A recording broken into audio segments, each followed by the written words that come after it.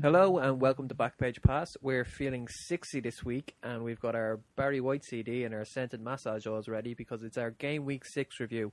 I was going to introduce my colleagues by saying Luke Duffy has slipped into something more comfortable and Mark Corcoran has bought a fresh pair of batteries, but I think that would be pushing a bit. So I'm just going to say I'm John O'Donnell and I'm talking to Mark Corcoran and Luke Duffy about last week's matches and next week's matches. Anyway. That was fantastic. Wow. I'll put down my copy of 50 Shades of Grey and start listening to you. Wow. I'm sorry, but you lost me on batteries. I thought, of all people, Mark, I thought you would know. No. Hey, No, okay. I'll tell you during the ad break, eh? I feel Hey, about big 12 fella. years old. Maybe, no, 10. 10 years old. I was worried I was pushing it with that one, but no. No, and you didn't even take a breath. I was looking at you like if people could see us now, I was like, wow. Yeah. So football, let's do it. Football. Arsenal. We're starting with Arsenal losing to Chelsea. I get it. Batteries. Wow. That makes sense to me now. Arsenal losing to Chelsea. Yes. They were two sloppy goals, aren't they? They were. And I actually, again, I am, if you know me, and you're fairly lucky if you don't, I'm one of the most pessimistic Arsenal fans around because I've had so much, oh, we've turned a corner, oh, we lost, oh, we've had so many false dawns, if you will. So I was actually really optimistic going into this game. I felt we should win at home. So, I just felt it was a good opportunity and it was very sloppy goals. And, the defence has been decent, but it was a poor show. The one bright spot I would say was Gervinho, who has discovered he can play football again. It's weird about Arsenal. The one team that they're kind of like the England team that things are going well, they're going to stay well forever. Like, and that's just the way it's going to be. And then when things go bad, it's like, well, sack the manager. They're going to get rid of him. You're right. It's the end of the world. Like the amount of Arsenal fans on Twitter are so fickle. When we lost, I was on Twitter. I'm friends with a lot of Arsenal fans. I talk to them and they're like, "It's the end of the world." Sack Wenger, Steve Bold. What did we appoint him? Yeah, but like I everyone, love Ramsey, particularly, it sums it up. As soon as Ramsey you come on the pitch and he'll just have one little miscontrol off a duff pass, and then Twitter just slates the poor lad. But like, Bold, everyone's like genius appointment. It's I true. was saying that from the end of last season when I heard it was going to happen. Genius. That's what they needed. And then, like, Koscielny, fair enough, he wasn't great on the goals. And where was Steve Bold? Why wasn't he talking? They don't have a leader in the centre of defence. Arsenal, I think that was their first defeat of the season, was it? It was, yeah. They were United have lost 2. I'll just put it in perspective. Chelsea, it could be anyone. Yeah, Arsenal Arsenal had a tough start as well. I mean, it's on City away, Stoke away. Stoke we predominantly do bad against, so Chelsea at home. But I mean, it's been a tough enough start. No, like, I mean, you just judge them come springtime. That's the best way. If they're still in the title race, good season for Arsenal, I think. I thought it was kind of Koscielny was brought in to cope with the pace that Chelsea have up front, but then when it came to set pieces where Mertesacker would have done well, Koscielny was looking the wrong way, and then he failed to stick out his leg at the right point. And I tell you, I was sceptical when we signed him, but I think he's come a long way. Would I take him over Mertesacker? Probably. If I had to pick between one to centre, he was your best centre half last season. Yeah, absolutely. Like Mertesacker when he turns, it's like a train turn. It's painful to watch. I mean, it's so painful. But there's two sides to Koscielny. I think you saw it in the City game as well. He gets a great goal. Yeah. And then the next minute he like passes it to Aguero in the box. Like does his dance spin in his own 6-yard box. You can just see the Arsenal fans are like pulling their hair out, like they're singing his name 1 minute and then just get him off. And it was like that against Chelsea. But at the same time, great finish from Torres to be alive to that, to hook his leg around him. But he might have come some way, but he's a lot more to go. Chelsea look good. Chelsea do look good. I'll tell you who really impressed me was Oscar, because I was expecting him to be a great passer from what I'd heard and the little bits that I'd seen of him, but he runs back, he tracks back, he attempted 16 50-50s, and that's with 92% pass completion, so he's an all-around midfielder.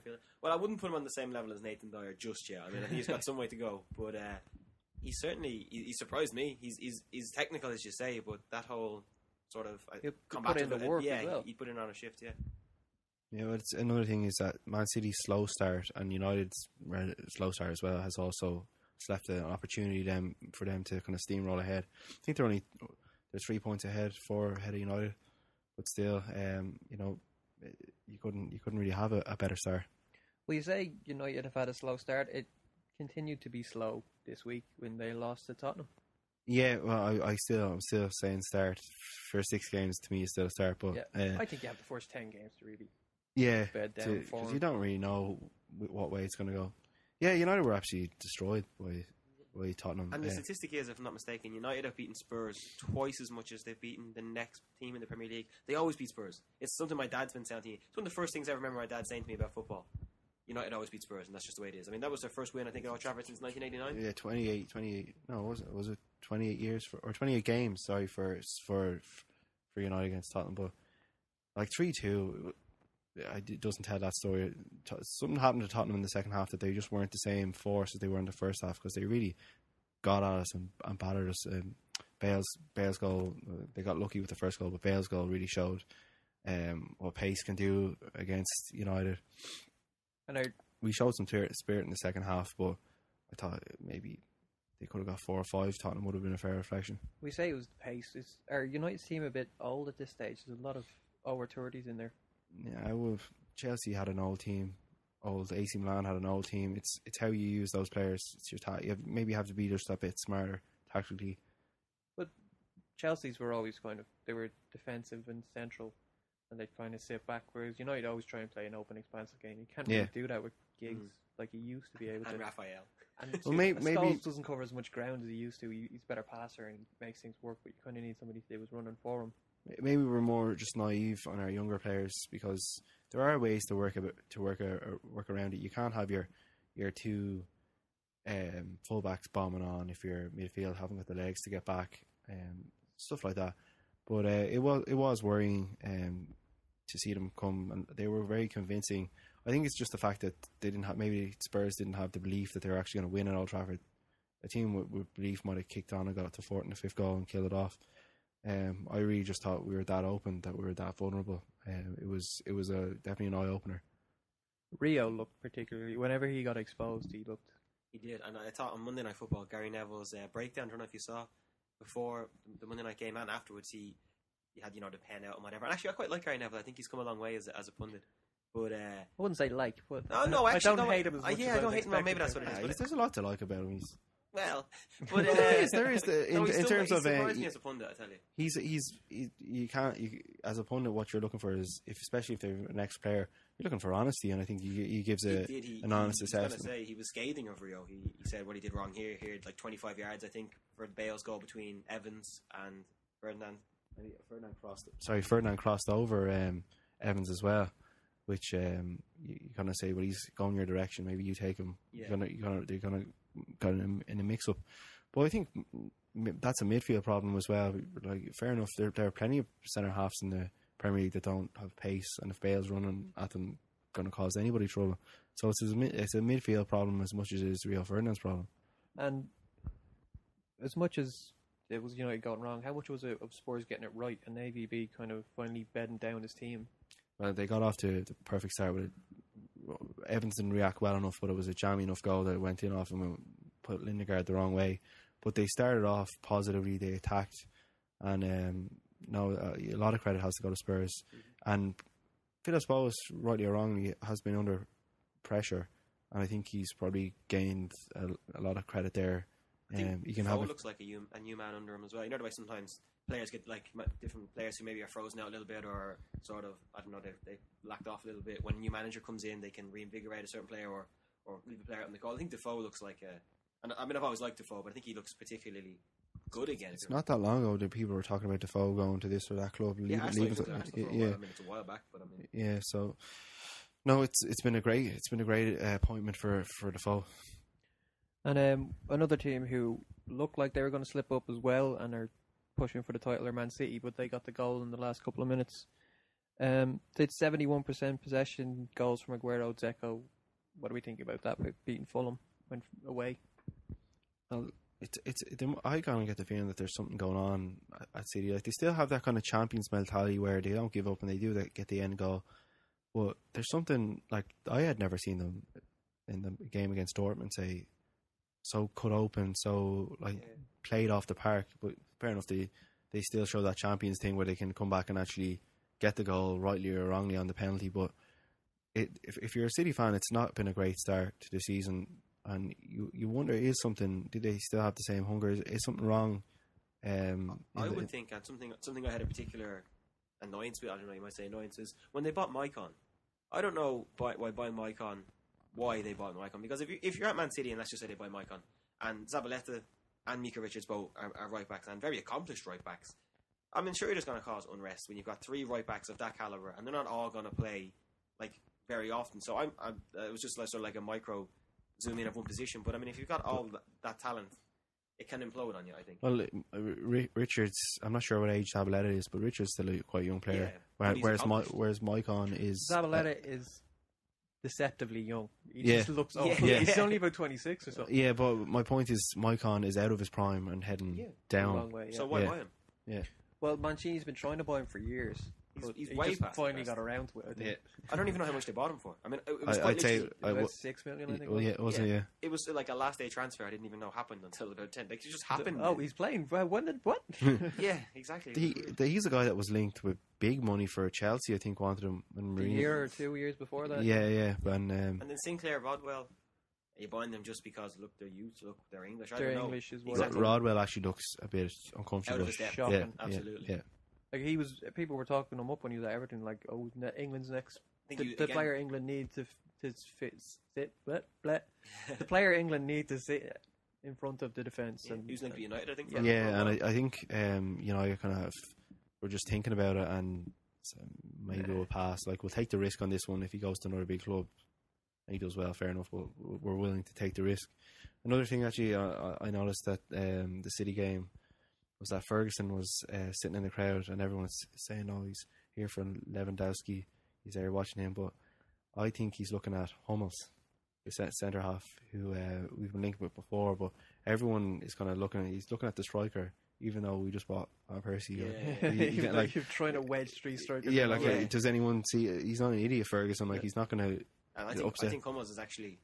I've watched a few, not many, but I mean, Hummels, by his own standards, hasn't been brilliant this season, but he's still fantastic. You still have a give him a try. You know? Absolutely. Him or Subotic. Absolutely. And then even at right back, they could have Piszczek. He's Or just proper like player trade the entire Dortmund team on that performance. Like, they could just finish a little bit better. too. Incredible. Then another team, Everton, beat Southampton. If they keep, people are talking about them pushing for the Champions League, but on the form they're on now, they're up to second. Can they can they be considered title contenders? No. Hell no. Is it nice to see? Yes. It's such a balanced team. I find when I've watched them play, they're like at ease with each other. Like I've seen like, you know, a lot of games this year, and they're fun to watch. They're good to watch. They're a mix of steel and an attacking force. I thought when they got rid of Cahill, it was a mistake. It obviously wasn't. He was past his best. Now I know he hadn't performed for a while, but I still thought getting rid of Cahill was a mistake. It certainly wasn't. Cahill was clearly in Fellini's way. Just get out of the way, exactly. you tiny little Australian, and let's put this. But I always did like Cahill and did rate Cahill. Put this oversized Fraggle up there. Yeah. Well, he's been key to it, Fellaini. And Jelic. Well, Jelic hasn't. I don't think has had the same impact this season as he did last. But he's still obviously a big asset for them. Yeah. But if somebody nicks Fellaini off Everton, I think they're only going to fall down. Which I think will happen. I think January. Do you reckon January? I hope not for just the story of He the did season. say, I believe in the interview, he would leave a little while ago. If I'm Yeah, not mistaken, no, eventually. he did, but I hope he stays for the summer. Just see how the season goes. Yeah. They can definitely finish top four. The last time they started as well, they did finish top four. But no, I think both. It's a good chance both City and United will finish ahead of them. Maybe Arsenal as well. Probably Arsenal as well. But if the height of their ambitions is fourth, I think. Well, the thing that's been different this season to last season, because usually they kind of start very slow, but they've gotten off to a flurry this year. They got all their most of their business done very early. Morales was their only late addition, and they already had Coleman to play there, so it just kind of dropped Coleman back to right back and pop Morales in. But they beat Southampton 3-1. Were we impressed with that? Southampton play a very open game, and I think it's to their detriment in the Premier League because they play some really attractive football. But I wanted Southampton to stay up. I don't think they will though. I think they're playing They're trying to play too much. Well, they signed Gaston Ramirez. Yeah, I know. It's a sign But of no, intent but for sure. actually they have all these attacking players, Yes. but they've no kind of steel in the middle there. The thing about Everton going into that game, I expected them to win. It's not like in the last couple of years when you look at, say, at the start of the season when Everton were going into a fixture like that, you'd be like, maybe they'll win, maybe they won't win. I know they're at home, but when I look at Everton's fixtures now, week to week, I think, they have a good chance of picking up points there, and that's the big difference. And their local rivals, Liverpool, beating Norwich 5-2 away. Now, Liverpool have had some tough fixtures early on, but this is the first time they played a really weak team and kind of... Yeah, but they played well, though. They played very, very well. I think that the kids, he seems to have given the kids a real go. I mean, I saw them in the Europa League. I think it was here, actually. I think we watched it after the last podcast. But, he seems to have let the reins loose a little bit, and I think if you're a Liverpool fan, there's slight cause for optimism. Slight. 5 goals away from home, you have to be happy if you score 5 away. But let's see if Suarez can do that week to week, doing it in one match against Norwich. You're not going to remember that in the summer. It's trophies that you remember. So let's see if they can keep it up. And they conceded 2 goals. Is that a worry against a poor Norwich team? Rain is a worry these days. He really is. He's to me, he's looked very suspect. And at one point, he was the best keeper in the Premier League. I think he's looked very suspect. He does go through spells. Like I remember the Merseyside derby where he pretty much threw the ball into the net when Johnson was going for it. He does go through spells where he can do the odd City thing. And come for balls where he shouldn't have come for them. And Alexander Donny, was he not there anymore? No, he is, but he never gets a game. Like he was Roma's first choice keeper for a while. I know there's Stecklenburg now or whatever, but I mean he's good. Brad Jones isn't. Well, okay, maybe I'll take that back, but Well, Donny has an international cap for Brazil. Like they've some very good keepers. To get that cap was tricky enough. I get the impression though that it's Rain is the big dog there, and like it's going to take. Which is ironic because he's not even the second biggest dog when he plays for Spain. He's always there picking up the trophies, having not played a single game. You're putting Barcelona jerseys on Fabregas. The Gay is going to be pretty close to taking over from Reina as third choice anyway, because Victor Valdez is pushing Casillas pretty close. If the Gay can get back in the United team, like not the cup team. Although being a United goalkeeper in a cup team isn't bad. European Cup matches, those are some big nights. Speaking of big nights, Reading 2, Newcastle 2. That wasn't big at all. Anyway, it was a good. Well, it was an awful first half, but a good second half. What did I say about Jimmy Kebe? I said this 2 weeks ago. I said when he comes back, they're going to have more attacking options. Boom, first goal, Jimmy Kebe. Best player in the world. I mean, it's that simple. And what about the handball? The handball, I was kind of trying to avoid talking about. Well, it was easily outshouted by the outside the box volley. Well, that was an amazing goal, that first goal. But no, the handball, there's kind of 3 levels of handball. There's your deliberate handball, Thierry Henry, for example. Hey, we'll leave that out. Go on. And then there's what Ba did, which is where he heads it and it accidentally hits his hand and goes in. Yeah, accidentally. And then there's the third one, which was Miroslav Klose, where he heads it and it goes in, and then he tells the referee it's not a goal, eventually. That was very commendable, though. Yeah. And then Ba didn't do that. Ba ran over pointing on his hand to the ground. Then there's the fourth type of Di Canio catching the ball. Yeah. And there's the fifth type of Stefan Henshaw. You remember Liverpool defender? It seemed like every single game he would handle the ball. Arsenal, where he's just slapping it off the pitch. I think he had 2 in an FA Cup final. Yeah, he was on the goal line. He was just like just palming it off, and you're sitting there like, did anyone else just see that? But he did that every game. So there are 5 types of handball. Oh, let's have the 6th to Stephen Taylor, where you slap it with your hand and then aim back like you've been hitting shot. The hip. 2-0. Oh, game week 6 types of handball. Oh, it's all there. 666. Oh, spooky stuff. Guarantee just bugs on this recording and it won't go out properly.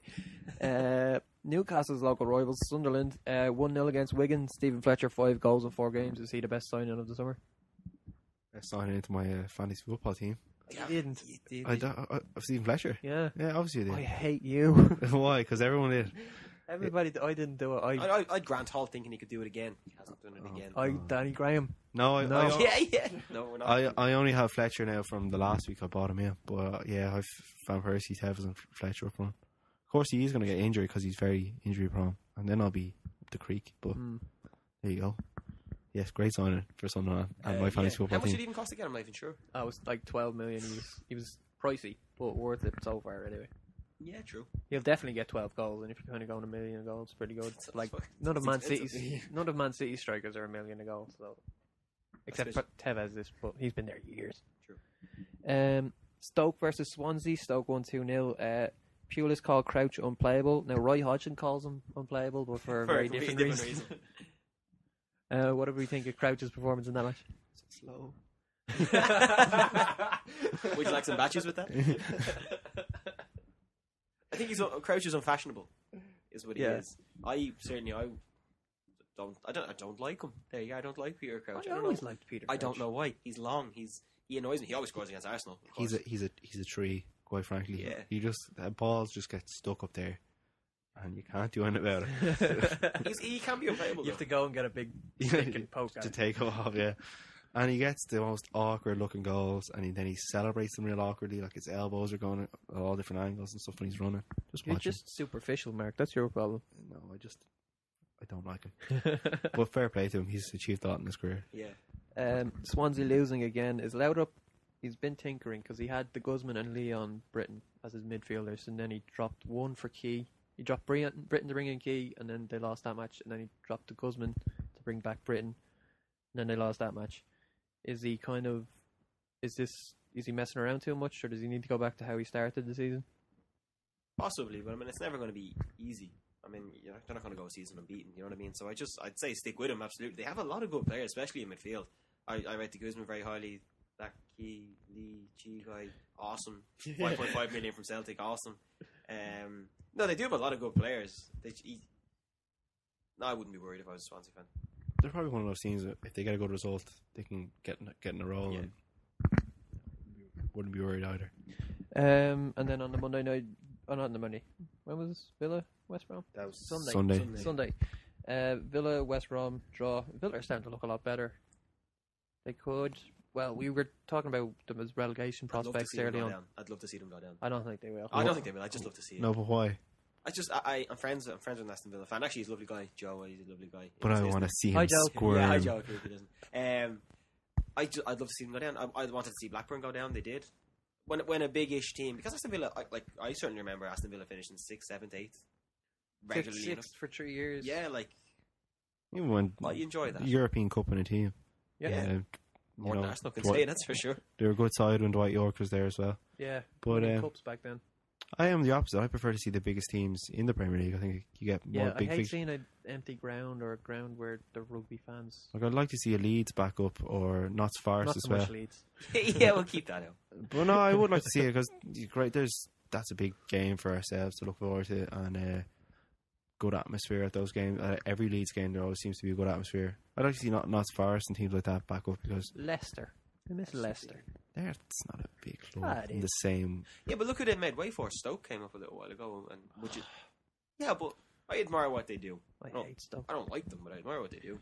Anyway, Villa, they're not going down, but they're not going out of the top or into the top half of the table either. No, yeah. I'd also cut my losses in Darren Bent. I don't know if that's a bit controversial. Who take him though? I'd say a lot of clubs would take him. I'd say get goals if your team was built around him. I don't think Lambert's going to build a team around him though. But as a fan, who would take him? Like a fan of which club? He was a hot commodity for a long time. Liverpool wanted him. When he was at Spurs, nobody wanted him. Yeah, Harry Redknapp. My granny could have scored that. Yeah. Yeah, well. Apparently, the reason he had to leave Sunderland was he kind of got it on with Steve Bruce's daughter. Oh, that'd be brilliant, wouldn't it? Where do you get these gems? From other podcasts. From rival affiliations. Yeah.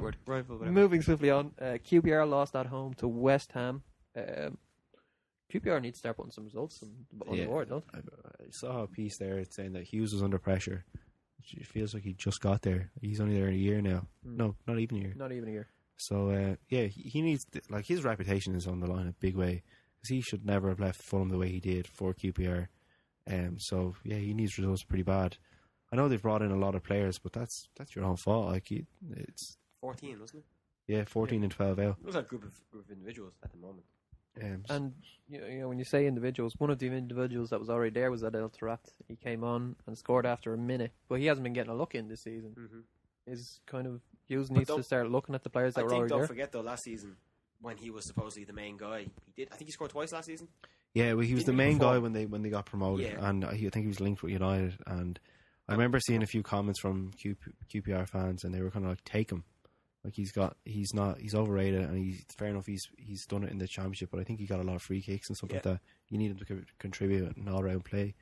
He's also a Spurs reject, I believe. Yeah, he is. Yeah. So we hate him. Yeah, no, not that, but no. I mean, last year he was one of the main guys there. Was a bit of a flash in the pan. Yeah. I think he's one of the most talented players going, but he just Take that back. What do you think really like his footwork? There's no player Do you like know who him. else footwork is fantastic? Aidan McGeady.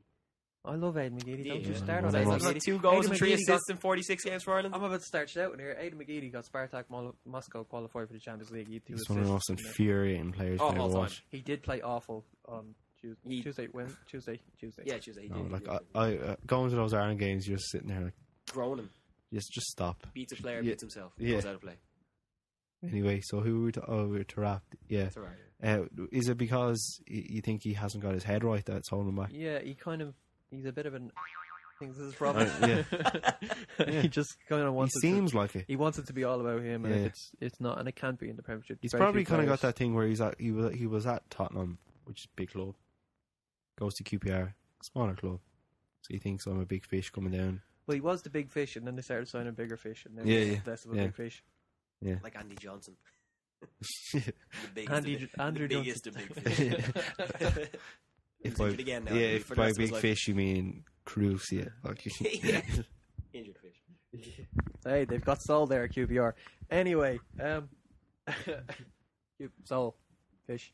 Fish, hey. There we go. They're going should down, have thrown him back. Should have thrown him back. You're gonna get the hook next, Mark.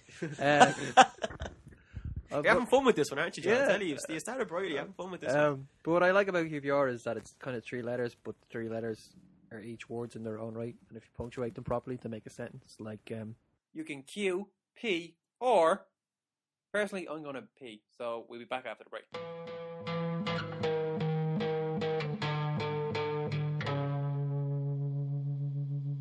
Welcome to part 2 of the Backpage Pass Game Week 6 review. Just like a boomerang of football discussion, we've returned, and now you pair of dags. Let's look at him. Where does he come up with it? Before we get here, does he sit in his room and go, "No, that won't work. Oh, that will work." I'd love to know. I go to a coffee shop. Well, just look at the piles of balled up paper on the floor here. Like no, It's essentially. and the typewriter. You've ever seen Rain Man? I'm Yeah. like that, but with words, Okay.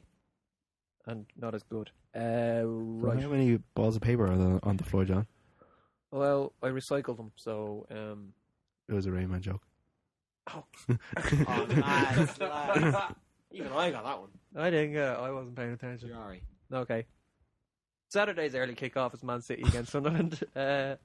City should be good enough to beat Sunderland, shouldn't they? Absolutely. Put money on it. It's going to happen. Well, last season it was 3-0. Sunderland should have won that match. Was that when he scored in 1990 or? Gee. No, that was Sunderland were at home for that, Yeah. and Sunderland. That was 2-1.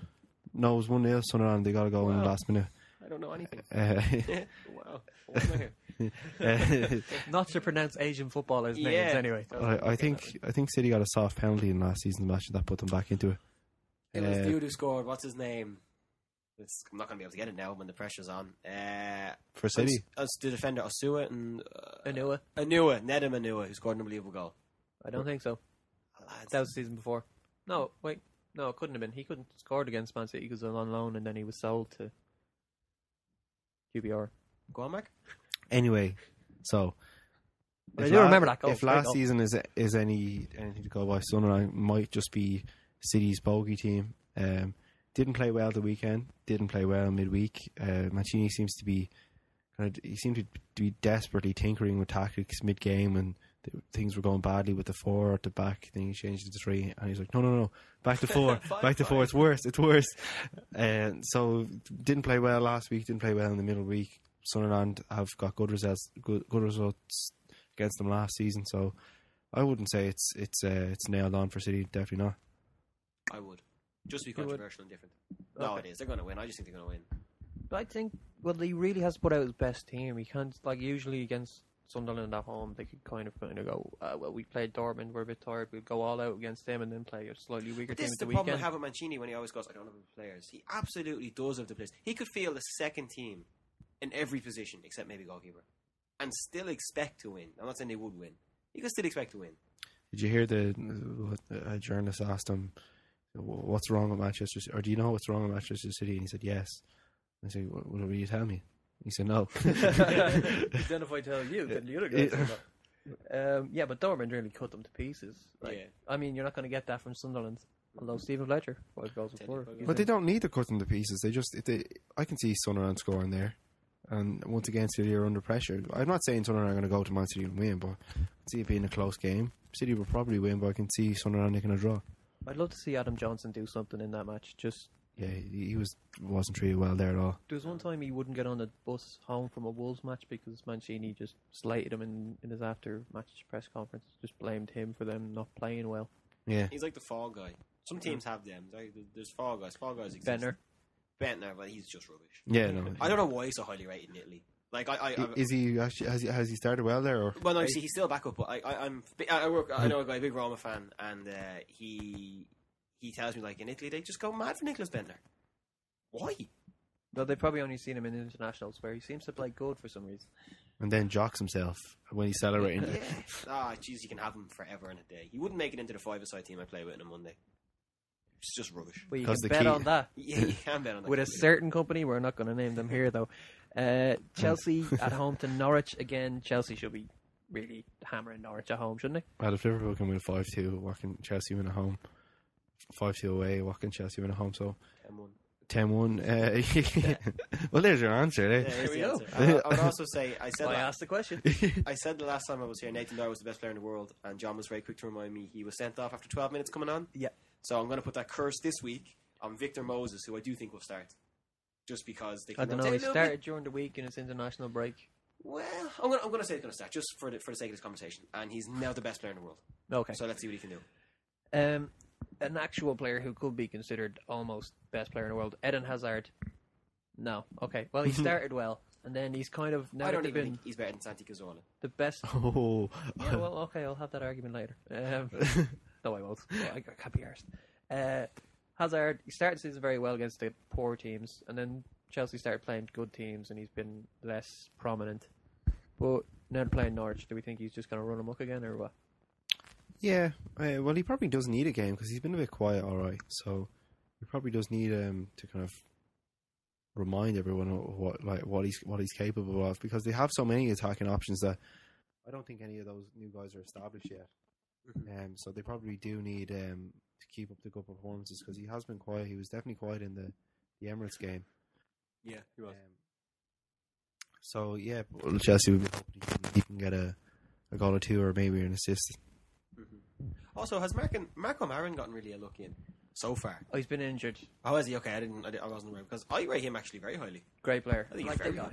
7 million, I think. Something like that. It was up coming off the back of I think a poor season, and his contract was up, I think, the next year. But even still, he was due to be the next Ozil. He was, but then didn't happen. But he's still, very good signing. I'd rate my head of Victor Moses anyway. Whoa, no, I'm less than the best he is. And Swansea at home to Reading. Swansea need to get back on the winning ways. Well, no better team to actually go and do that than at home to Reading, who are still winless. And truth be told, you don't. Jimmy Kebby's back. Yeah, but truth be told, you don't really. It wouldn't really be filled with that confidence that they're actually going to go away from home and pick up 3 points. So yeah, I would go for Swansea to win that. And Reading really need some points now, don't they? Absolutely. Although it's still tight down there, like they're not getting cast adrift. But yeah, no, they do need some points. Sorry to cut across you there. No, it's okay. Absolutely. I wasn't going to say anything else. It's a fact. And who else have we got? Yes, they do. Yeah, that is a fact. Yeah, yes. It is undisputable. Who are you to say Reading need points? Maybe they want to get relegated. What do they want to be in a Premiership for? It's only like money. West Brom versus QPR. This is the kind of game West Brom usually win, isn't it? Yeah. No, he hasn't. Yes, it is, and I actually think for all the yo-yo West Brom have always done, I see a little bit of stability there now, and I think they're Son of a bitch. Cheers. And now two people I used to know are on Viber, apparently. Oh, there you go. That should be on silent. Oh, the thing that you need your batteries for? No. Aha! Oh, he's quick. He's back. He's back. He That's never what left. she said. Oh, I think you ruined it. West Brom, where are we? West Brom, QPR again. They really, really, really need the points, don't they? Mm-hmm. Just for like mental reasons of not getting caught up in the whole. We're going to get relegated now. And if they got relegated with all the the players that they have, that'd be unthinkable almost. I could see financial meltdown. I think you'll see a manager change before they're in actual genuine. There's manager to go this season, do you think? Well, he's as good a shout as anybody, really. No, Arsenal fans will probably be asking Wenger after the weekend. Well, it's just I think they could well be trigger happy. Owners, yeah. Yeah. Well, I thought Warnock was unlucky. I know they were still in the relegation places, or thereabouts when he did get sacked. I think they might have been one place out of it, but they do seem quite trigger happy. Yeah, but I don't like Warnock, so I don't really mind. But even still, the principle remains. Like you could see Hughes going and Redknapp. Sign 25 players in January and just bring in Harry Redknapp. And yeah, that's the kind of thing they would like Redknapp. They seem to like buying players. They do, just more players. If they're trigger happy, they're definitely transfer happy. More. Yeah. More. Put on more players. There are no more. Put them all on. Wigan versus Everton now. Are Everton going to get replacement? Because if ever it's going to happen, it's going to be Wigan away. Nah, I don't think. Moyes won't let them ruin a good start like that on Wigan away. I'm not saying it could be a draw because Wigan are the type of team that will fight for everything, but no, I don't expect Wigan to win that. I just don't think they have enough going forward. Me either. I think it's Everton win 3-1. 3-1. Just like they did against Southampton. You're just thinking every week team. I'm going to go clean sheet Everton. Yeah. Their defence actually has been a bit of a weak spot. That's been clean sheet to Everton.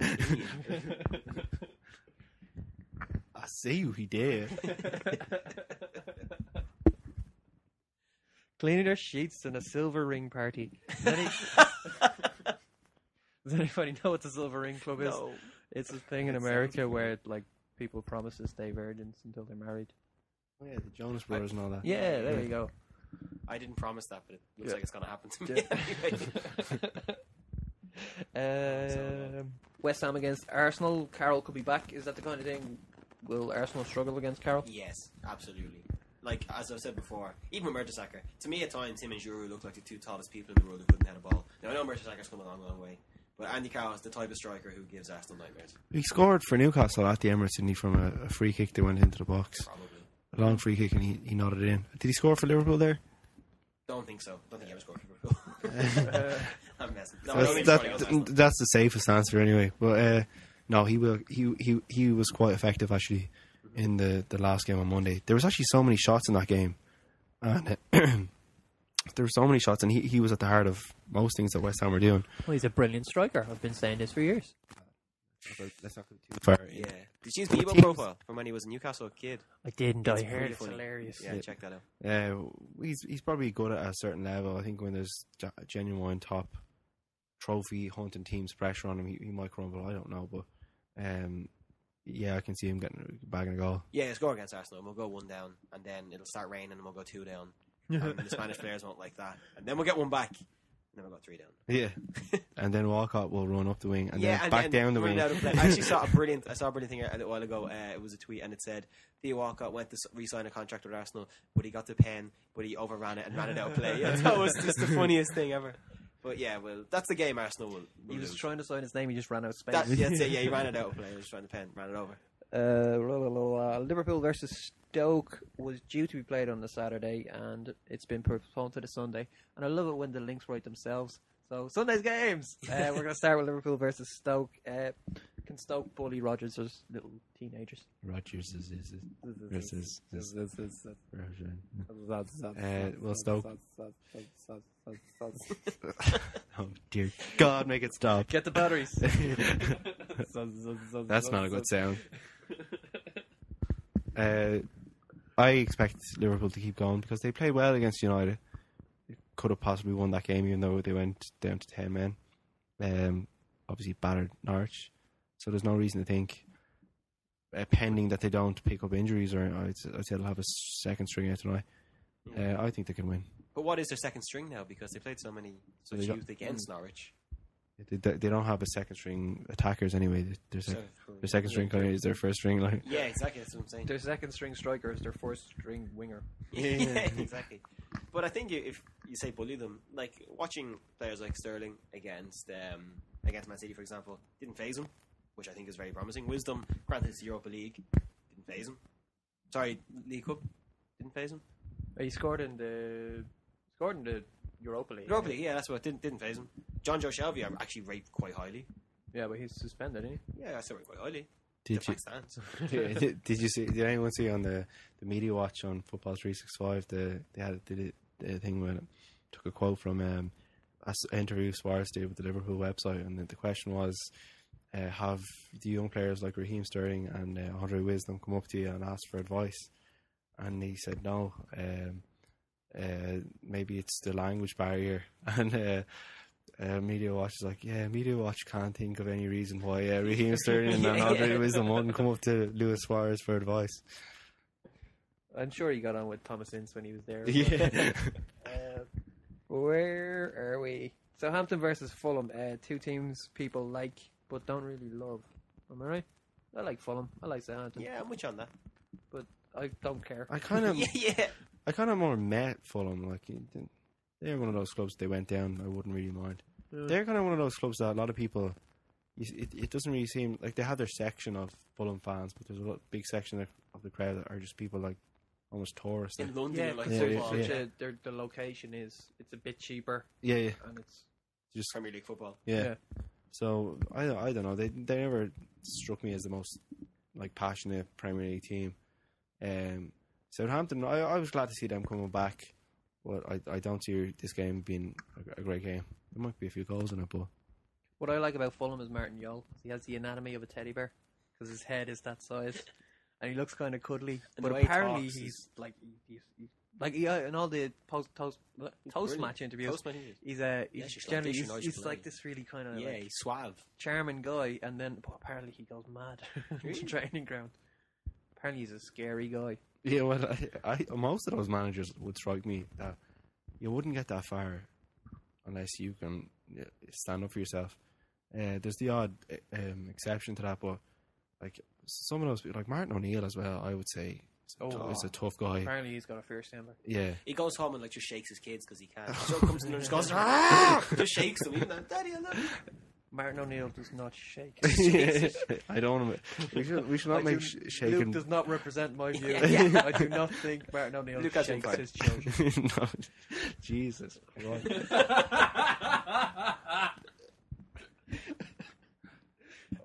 Dreadful thing to say, right? Just by the shoulders, just it. Speaking of Martin O'Neill's old team, Aston Villa travelled to Spurs. These are two teams getting a real head of steam. Luke, whose head do you think is better? Well, cheers for that, John. Cheers for that. I have to answer. Spurs give, I think, great head going forward, and I think Villa will take it. A real good point on their attack. They do, I think Villa will take that. Yeah. What did I meant to say? Cut it off.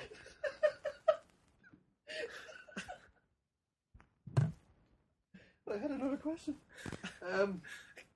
We've got to keep our composure. We've come too far. I want my mum. Alright. Gareth Bale did well last week. No. Like, are we even going to try and salvage this segment? Like, I'm not even cutting this. We're going. No, we're not. Going in. We can't possibly. Go on. We are. Take a breath. I have Bale as my captain, my fantasy team. Should I keep him that way, Mark? No, under no circumstances should you do that. Well, fair enough, you had a good game the last day, but you're looking for consistency week in, week out, and I don't think Bale says that. I think he's overrated. I'll put it out there. I think he's overrated. But when his pace goes, it'll be interesting to see what he has. Well, I think he's a good technical player as well. You see, even from dead ball positions, he can curl a ball and hit it with power. pick out. That's pass. dead ball situations. No, but he can do that, and he has the pace. And Yeah, okay. Are you not always better putting your captaincy on a striker? Yeah. yeah, Tevez is mine and Suarez is my vice captain. yeah. Tevez has been getting dropped though, Yeah, It's that's true. true. It's true. and he shouldn't be. Suarez. Oh, yeah, I jeez, made like, a I know I this slipped up week. there. I slipped up there. I know this week he did well, but you know. No, I slipped up. You're right. Well, I heard it on the. As if I should be giving advice about the fans. Yeah. Well, it's Andy Gray, so you mightn't take it, his opinion, or you can take it or leave it. But he reckons that Tevez is out of the City team because he had to drop so much weight so quickly when he came back from when he had his absence without leave thing. That when you lose so much weight so quickly, you can kind of put a strain on your body, and you can be a bit. Your recovery time can take that bit longer in between games. Was his opinion on it. I thought it was an interesting theory. I wouldn't know, but I'll take it. I'm with you. Thanks, Andy. Okay, well, Come on the show. yeah, the big game of the weekend, I think, is the two Uniteds, the United derby, Newcastle versus Manchester. It's hardly a derby. Well, Maybe it might be your biggest game of the season, but they're both Uniteds. It's the United derby. How about this? Go on. Look, if We'll let you have your day. Go on. if Barcelona versus Madrid is a derby, this is a derby. no, that's okay? a classical. It's not a derby. Right. Anyway, They won 3-0 last year in Newcastle. yeah, They did. we're getting there. Yeah. Just thought I'd move you along a little These bit are both teams trying to find a formation to accommodate two strikers. Kagawa didn't play against Cluj.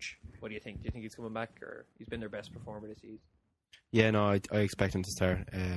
Just on, you were saying the two teams that are accommodating the strikers. It seems like Demba Ba is the Newcastle striker that seems like he's been accommodated from last season when he was out in the wing. He seems like he's doing better in recent weeks. He's getting the goals, and he's the one that's being accommodated. I wonder how that's affecting Cisse. Well, he tried to take that penalty last week, and it didn't go so well. But No. That's a confidence thing too. I'm hoping it's just going to be the same as last season, where Demba scores all the goals in the first half. And Yeah. Cisse they score 20 each in each half of the season. It's all good. Is there an African Cup of Nations this? Yeah, well, yeah, but they might not qualify because Ivory Coast is playing another leg against Ivory Coast, who beat them 4-2 in the first leg, because it's a different kind of setup this year. All right. So fingers crossed for Newcastle. It's basically one big knockout tournament until they get to the last 16 or something like that. All right. That's cool. Well, it'll be a tricky game for United, as we got destroyed there last season. Do you think they do the three up front again? Because I can see that working. Hernandez, Rooney, Van Persie. I can 100% see that working. See, I think we get exposed on the flanks when we do that. Like a team with good fullbacks would absolutely murder United. Rooney also thinks he's a centre back at the best of times, so you know. Well, he was playing deeper than Two great balls for the two goals. So he only made 7 passes to Van Persie in the whole game, and 2 of them were goals. Yeah, so there you go. What more do you want? But no, maybe you tried to find him a bit more. Yeah. But well, see, because the thing about that is Van Persie was switching out to the wing and stuff like that. You're not gonna. Well, they were all kind of moving about. Yeah, so you're not gonna get. He's probably those 7 passes when Van Persie was in the good position to give him the ball. But if they do that, where's Kagawa going? On the bench. So you Is the answer? It's not where So I wait, put him, if but that's where he's going. your front 6 this week if you were Fergie. My front 6. Yeah. So midfield, and I would play. Well, are we talking about injuries or ideal front That 6? are fit at the moment. Well, we're in form at the moment. Well, I want to actually see Van Persie and Rooney up front. Can that work? Playing the two of them up there. So I go 4-4-2. Against Newcastle. Yeah, I would, because I want to see how that works. Because you can always drop Rooney back in for a 5 in midfield if it's going badly. I don't think we have much winger options at the moment because Valencia, I think, is injured and Young is injured. So maybe you play Kago on the left and you play. But he's not very effective out there. No. As effective. Okay, very effective is the wrong word. Yeah, I but think he can play anywhere. But he's a versatile player that if you need to switch it around, you can put him in the centre. You can play him in more advanced roles. So yeah, I start from there, because I'm just more interested in seeing those two given a chance up front, and then my central midfield. I don't think we're that inspiring at the moment, but put Carrick in there, and I put Scholes in there. If Scholes has the minutes in his legs this week. Yeah. What about Welbeck, the forgotten man, do you think, at this point? No, I wouldn't say forgotten. He's just... He seems to have fallen behind Hernandez. I don't know how that happened. Yeah. But he played quite well in the Wigan match when the two of them started up there up front together. They both look very lively, and Welbeck had quite a good game. But I don't know if there is a first, second, third and fourth. I think it's just picking players for... The best player for the best. Yeah.